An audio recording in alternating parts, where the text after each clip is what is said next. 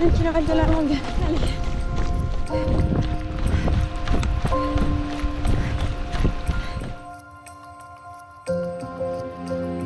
Les cardiopathies congénitales touchent environ un enfant sur 100. C'est une chirurgie qui coûte cher et c'est une chirurgie qui ne peut pas être faite dans beaucoup de pays. On a créé Mécénat Chirurgie Cardiaque et depuis cette date, on a opéré environ 3000 enfants.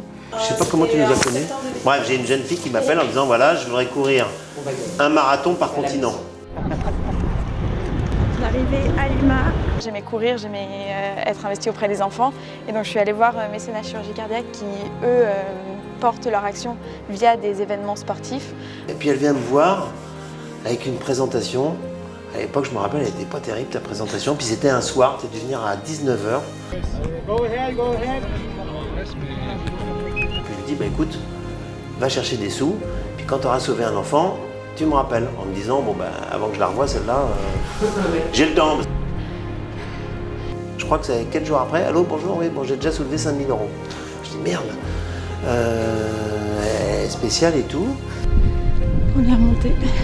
On a 500 mètres de dénivelé là, positif et puis ça monte sur les 20 premiers kilomètres. Et en fait, t'as réussi.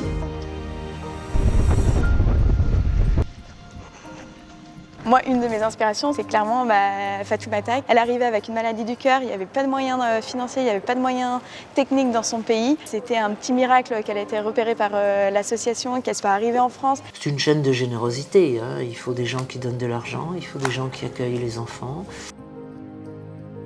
C'est une adoption en CDD. Et parce que je trouvais que c'était vraiment ça, parce qu'on est vraiment investi, ça devient notre enfant, quoi. Hein. Elle a presque jamais pleuré, elle a toujours tout accepté. Quand on l'a vue se faire opérer, elle se laissait faire et elle acceptait et elle s'est toujours battue.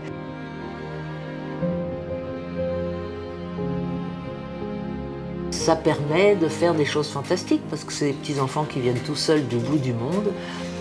Et au bout d'un mois et demi, 2 mois, on les renvoie chez eux guéris, c'est quand même fabuleux. On est super contents, elle est repartie guérie, ça s'est super bien passé. Ça, c'est une réussite. Comme disait Gilles, c'est un CDD d'amour, donc... On continue le projet. Je veux dire, c'est de belles aventures à chaque fois. On ne savait pas avant à quel point on était en capacité de leur donner de l'amour. Le plus gratifiant, c'est d'inspirer des gens et de dire que oui, on peut le faire et quand on veut, on peut et que rien n'est impossible.